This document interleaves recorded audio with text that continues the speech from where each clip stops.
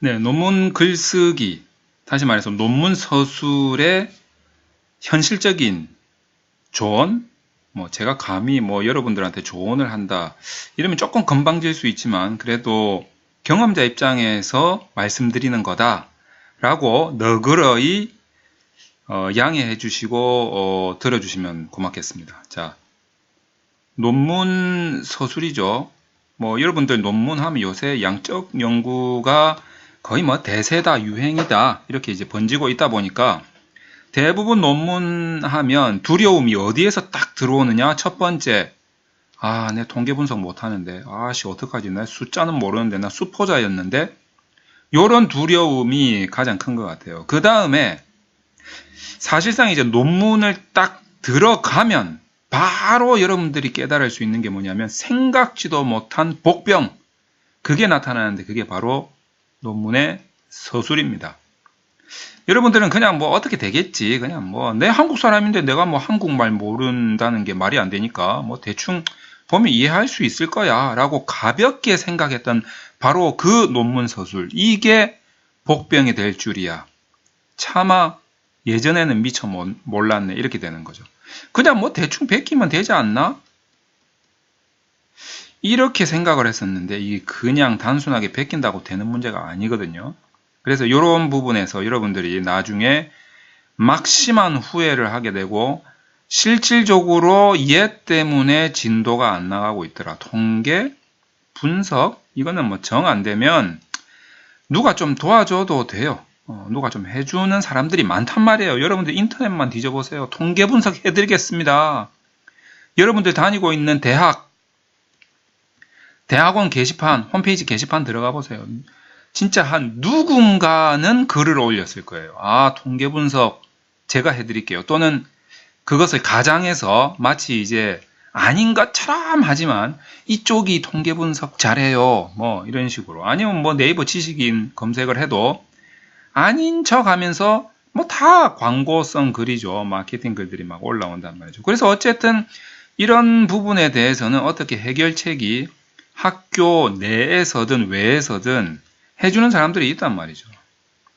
자, 그런데 이것도 이제 크게 분류하자면 나를 이해시켜 줄 수 있는가, 이제 그 문제인 거죠. 내가 이해를 할 수 있는가, 이해를 못 하는가. 이 문제 때문에 여러분들이 이제 고민을 하게 되는데, 어쨌든 그거는 둘째 문제 치고. 자, 지금 우리가 이제 오늘 논점이 뭐냐면 서술. 자, 여러분들 이거 대놓고 말하면 뭡니까? 이거 누가 해준다? 여러분들 대필이라고 생각하잖아요. 뭔가 깨름칙하고 기분도 안 좋고 누가 해주는 사람도 없어요. 이렇게 대필 좀 해주세요. 대필 해드릴게요. 이런 말 하는 사람 들어보셨어요? 없어요. 이거는 이제 법적으로도 문제가 되고 있고, 그렇기 때문에 여러분들이 깨름칙 해서도 못하고 해서도 안 되는 부분이죠. 그래서 이 부분에 대해서는 잘 해결책이 없어요. 그래서 여기저기서 이제 이렇게 하면 된다.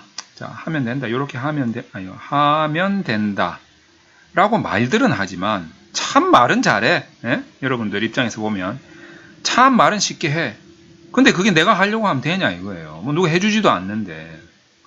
자, 그래서 이 부분에서 여러분들이 가장 복병을 만나게 된다. 이 부분을 상기시켜 드리고 싶습니다. 자, 그러면 이 부분에 대한 해결책이 뭘까? 일단은 어쩔 수 없어요.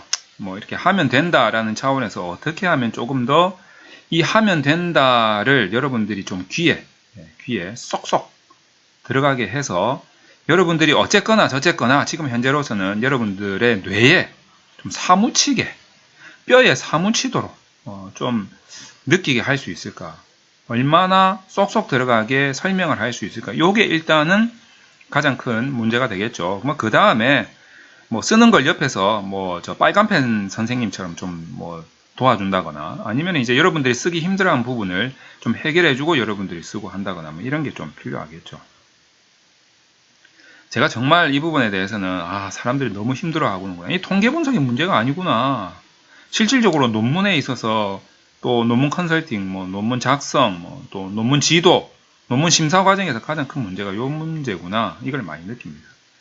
자, 그래서 제가 오늘 여러분들에게 귀에 쏙쏙 들어가게 할 수 있는, 뼈에 사무치게, 뇌에 사무치게 느끼게 할 수 있는 가장 중요한, 가장 우선순위가 높은 방법에 대해서 먼저 설명을 드리도록 하겠습니다. 자, 그 키워드가 뭐냐? 바로 콘텐츠와 아젠다 세팅입니다. 자, 콘텐츠와 아젠다 세팅. 자, 요렇게 제가 정의가 아니라 단어를 제시하고 이 단어의 정의를 한번 세워보도록 하겠습니다. 여러분들 콘텐츠와 아젠다 세팅하니까 지금까지는 이게 뭔 소린가 하실 것 같아요. 자, 콘텐츠와 아젠다 세팅. 논문의 이 분석이 아니고 논문이 서술하는 거예요. 서술하는 거. 자, 서술에 있어서 뭐 여러 가지 키워드가 있을 텐데 그 중에서 가장 중요하다고 판단을 하고 있는 그 첫 번째 키워드. 콘텐츠와 아젠다 세팅. 이거를 정확하게 구별을 할 줄 알아야겠다 이런 생각이 듭니다. 자, 그러면 두 가지를 제가 논문 용어를 좀 사용해서 조작적으로 정의를 해보도록 하겠습니다. 자, 콘텐츠는 뭐냐? 우리가 이제 옛날에 여러분들 초, 중, 고등학교 때 시절로 한번 돌아가서 국어 시간이다 이렇게 한번 생각을 해봅시다. 여러분들 국어 시간에 글감이다. 글감. 뭐 글짓기 같은 거 할 때 글감. 이런 말 들어보셨어요?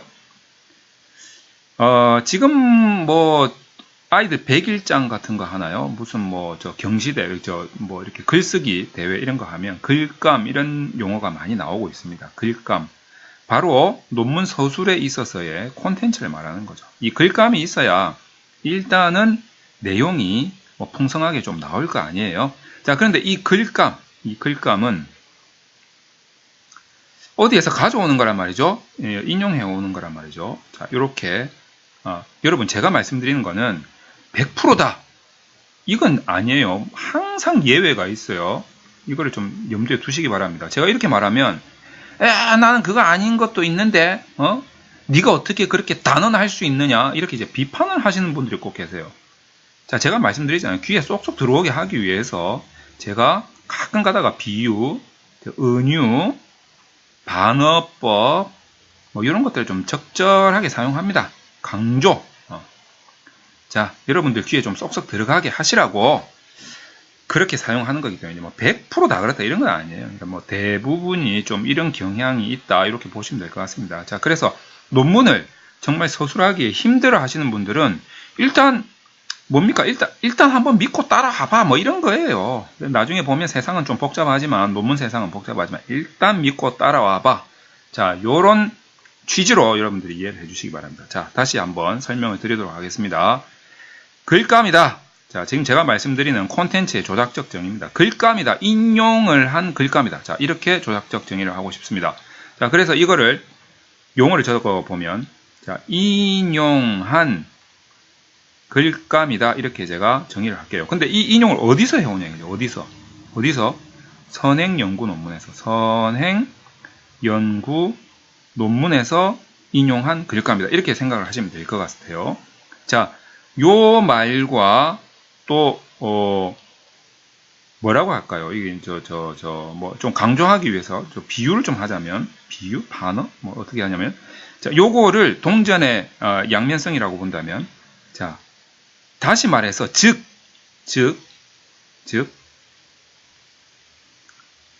내 머릿속에서 나온 말은 안 된다 이 소리입니다. 내 머릿속에서 나온 말이 아니에요. 내 머릿속에서 나온 말이 아니고 선행연구 논문에서 인용한 문장이겠죠. 글감입니다. 그거를 지금 콘텐츠라고 지금 제가 말씀드리는 거예요. 요거를 정확하게 좀 구분을 하셔야 됩니다. 자, 그 다음에 아젠다 세팅으로 넘어가겠습니다. 자, 이 아젠다 세팅은 원래 이제 논문을 쓰는 서술의 기법이죠. 굉장히 유명한 기법입니다. 옛날에 우리 하드웨어와 소프트웨어가 컴퓨터를 지금 말하는 거예요. 이게 본격적으로 대중화되기 이전인, 여러분들 뭐 따지고 보면 윈도우 95가 언제 나왔다는 거죠? 왜 95일까? 1995년도에 나왔다는 소리죠. 그러니까 이때 윈도우 95가 나왔는데, 예? 제가 이 시대를 정확하게 기억을 해요. 이때만 하더라도 거의 타자기 딱딱딱딱딱딱 타자기로 리포트 쓰고 하던 시절이란 말이에요. 그러면 이 이전 세대에는 뭐 컴퓨터 이런 게 있었겠어요? 대중화되어 있었겠어요? 그러니까 이제 분석을 할 수가 없었겠죠. 그러니까 대부분 다 질적 연구에 의존해서 사용을 하던 시절이다. 논문을. 자, 그때 질적 연구의 방법으로 여러 가지가 있어요. 뭐 문화기술지도 있고 근거 이론도 있고 무슨 뭐 저 현상학도 있고 사례 비교도 있고 뭐 여러 가지가 있는데 그런 것들이 결국에는 아젠다 세팅의 기법에 의해서 쓰여지고 있더라. 이거죠. 자, 아젠다 세팅은 말 그대로 어떤 아젠다를 세팅하는 거예요. 어떤 아젠다를 세팅하는 거예요.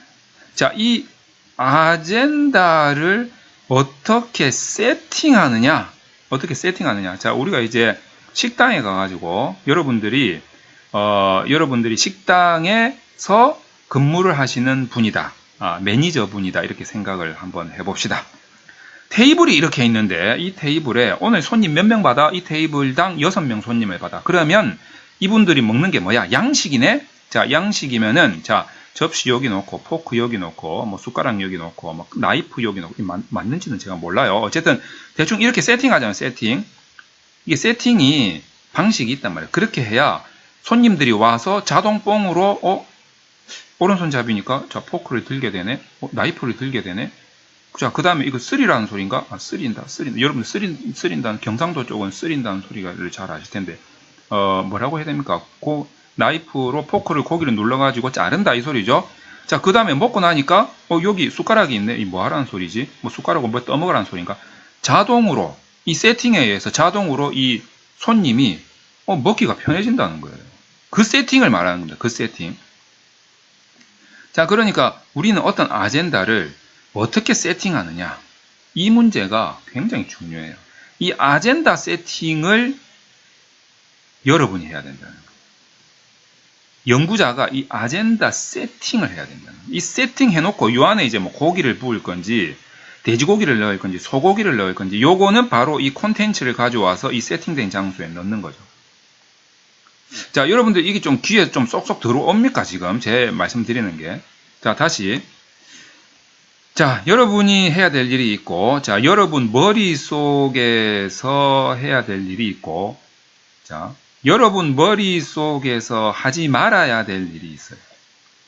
자, 여러분 머릿속에서 해야 될 일이 뭐냐면, 자, 어떤 아젠다를 어떻게 세팅할 거냐. 자, 이 세팅을 정말 잘하면,